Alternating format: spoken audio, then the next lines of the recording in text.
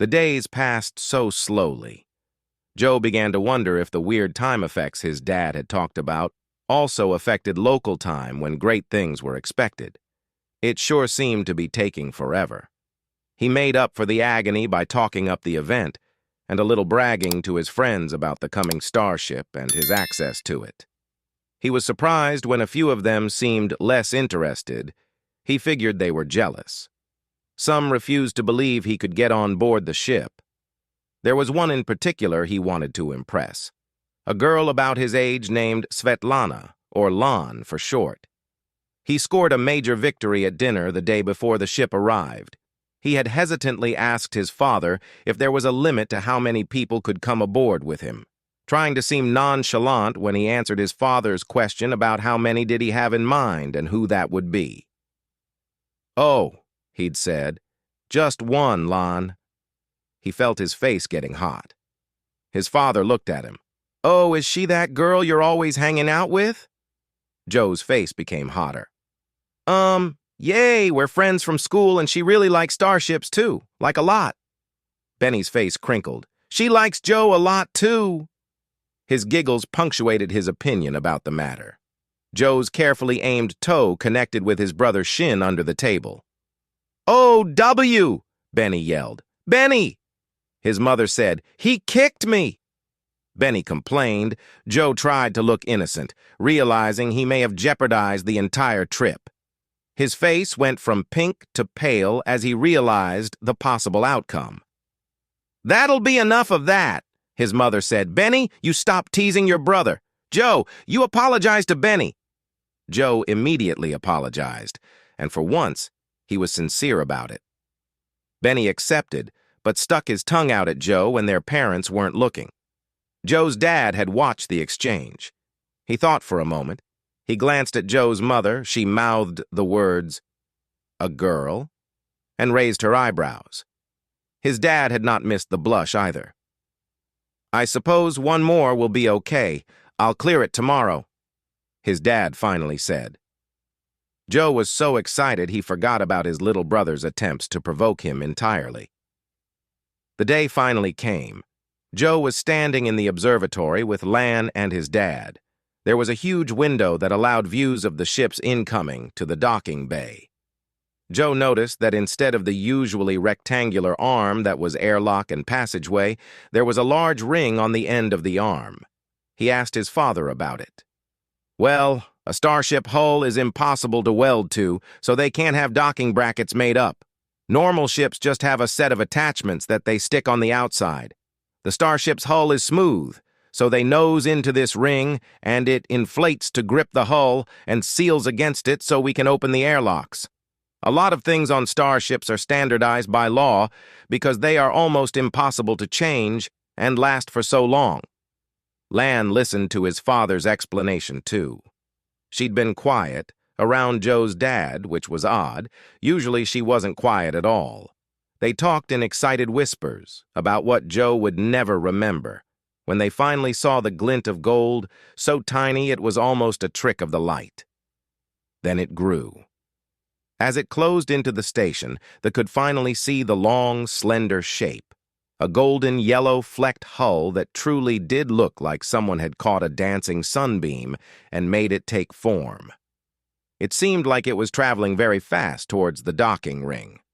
Joe noticed some people backing away from the window. Then, just as the tip of the ship entered the ring, it decelerated and made the final connection with not even a noise. By this time, Joe and Lan practically had their faces pressed against the glass, studying every inch of the magnificent golden spear in front of them. Joe could see that his father was correct. The hull was incredibly smooth. Only a few antennae mounted here and there disrupted the smooth surface. Now that it was close, Joe could see the small ports around the nose that held the simple thrusters to move the ship while docking. He'd built a model of this ship and thought he knew it well, but he could see that there were some differences. He couldn't see any viewports or anything, though he knew there was only one or two on the ship. He tried. Eventually, the crowd parted, and Joe could hear footsteps coming down the gangway. The station master and plant manager had gone down to the airlock to greet the captain, and now they were returning. The first to exit the lock was the station master. "Move back a bit, people," he said, making shooing movements with his hands. "Move back and give us a bit of room, if you please." Then came the plant manager, and next to him was the captain. They were walking and talking just like any two people might. Joe and Lon craned their necks to get a better view. The captain walked up to face the small crowd. Joe's first good look was almost disappointing. He was just a regular man, a little younger than Joe's dad perhaps, wearing an old-fashioned uniform of some type. There were little patches here and there on it, but it wasn't as flashy or exciting as Joe had expected. Joe looked at Lon. "I thought he'd be older or something." "Yes," she agreed. "I thought they were ancient and would be wearing some kind of alien clothes." The captain started to speak to the crowd. "Thank you all very much. I appreciate this warm welcome. I'm certainly very happy to be here. Unfortunately, I won't be staying at your station for very long. I look forward to meeting a few of you later on." With that, he turned back to the plant manager, his great-something great-grandson, and continued chatting. Eventually, the crowd parted, as there wasn't to be anything more spectacular than that short speech. The station manager shook hands with the captain and left too. Joe's father walked up to the two men now alone at the airlock door. "Hello, Stephen," he said, nodding to the plant manager. "Ah, hello, Rafi. This is Captain Oliver of the Sundancer." Joe's dad offered the captain his hand. "Pleased to meet you," he said. "This is my son, Joe, and his friend Lan." The captain shook hands with Joe's dad, then looked at Joe and Lan. "You can call me James," he said. He offered Joe his hand. Joe took it. "Nice to meet you, sir, James," he said. The captain nodded, then offered his hand to Lan. She shook hands but said nothing, but Joe noticed her face was very red around the cheeks, and she couldn't meet the captain's eyes. "So would you all like to see the inside of the Sundancer?" he asked, almost as if he expected them to say no. Lon spoke first. "Oh yes, please. She's such a beautiful ship." Having found her voice made her cheeks grow a shade redder. Joe simply nodded and tried not to do anything dumb, like faint or talk. Joe's dad placed his hands on their shoulders. "Why, yes, I think we would really appreciate that, Captain." The captain nodded and turned to go back down the corridor. After a few steps, he paused, looked over his shoulder. "Coming?" he asked with an amused look. They immediately followed him down the long gangway to the ship's lock, Starship Sundancer. They stood at the lock, which was standing open. The captain stepped inside and turned, gesturing them to enter. Lon and Joe paused at the opening. Lon reached out and touched the portion of the golden skin visible inside the enclosure. She quickly pulled her hand away. "What?" said Joe. "Touch it," she said. Joe reached out, and not knowing what to expect, gingerly touched the side of the ship. It was cold, of course, but he could also feel it tremble, like a thing alive. He pulled his hand away and looked at his fingers. The tour was simply amazing. The inside of the ship was a strange combination of the very old but new-looking and more modern equipment. The captain had explained that as time passed and technology changed, the ship received upgrades. Some equipment was original from her launch date, some of it was of intermediate age, and some was right out of the shipyard new. The standards for Starship interfaces had been formalized into law, so no matter what updates were made, they would fit into a ship, even if the footprint of the equipment changed, as it often did. There were places where it was obvious that older, bulky equipment had been upgraded with much smaller systems. They saw the flight deck, the command chair, and looked out of the largest port on the ship, which was in front of the captain's chair. It was an oval about 2 meters across and 1.5 meters wide. It seems that no matter how advanced the technology, humans had to see outside. Cameras and screens were simply not good enough. As they walked through the ship, they came to an area that had mostly original equipment. It didn't look like it had been used very much. The captain and the two men were speaking over some piece of equipment, leaving Joe and Lan to their own devices. They looked around cautiously, trying to absorb as much of this once-in-a-lifetime experience as possible. Lan was studying something that had a lot of star charts displayed on it, when Joe noticed something familiar. It was a comm radio like the one he had in his room, and it was working. He walked over it and studied it intently. No doubt, this was either the same model or one very similar to it. He glanced back at the three men. They were still in deep discussion. Joe leaned over and flicked the power switch. The panel came to life. Lan was next to him in an instant. "You shouldn't do that. We'll get thrown out." Her voice was a mixture of fear and admiration. She was impressed that he knew how to operate something on a starship and that he dared to. She was also terrified they'd get in trouble for messing with the ship's equipment. "It's an old radio setup.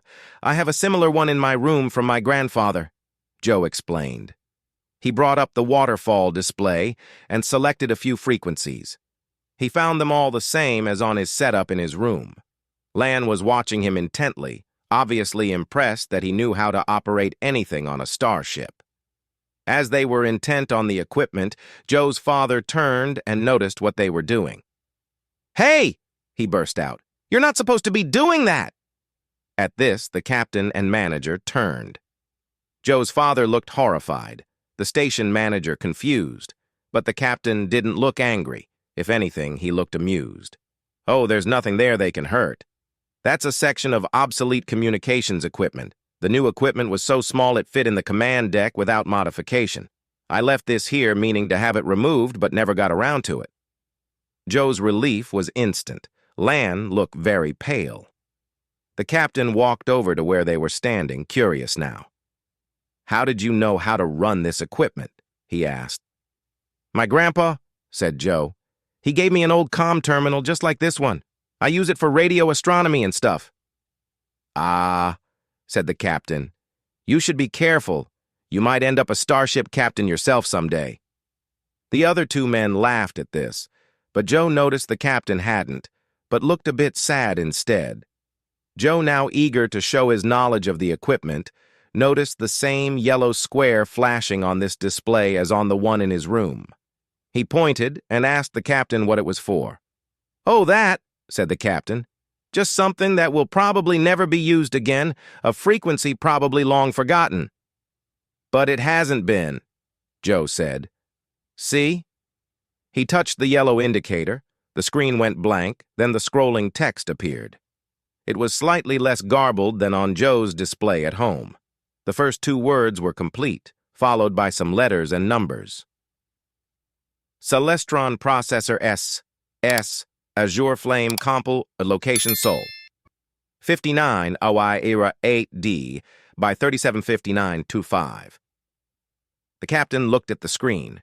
He became very still. He looked at it for a long time, and Joe began to wonder if he'd gotten into trouble after all, and began to wonder what punishment awaited him. When the captain finally looked at him, Joe was almost in tears. "Do you know what this means?" he asked Joe. His tone was deadly serious. "No, sir," he said. He had put his face down, certain he had violated some arcane starship law to be thrown out the nearest airlock. He felt his cheeks reddening and his eyes were filling up with tears. No matter what punishment he faced, he simply couldn't let Lan see him cry. Death he could face, but not indignity. The captain spoke softly. "I know the names of every starship and every captain. I know their history, because I was there for almost all of it. There have only ever been 15. No one thought any more were possible. We became convinced we would only ever have the 15.